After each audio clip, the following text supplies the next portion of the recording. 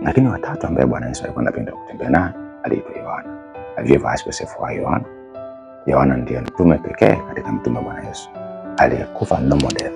Wengine waliteswa, walitunduka msalabani, walifanywa mambo mbalimbali ambayo hayakuwa mazuri, lakini utofauti wa Yohana, he was filled with love.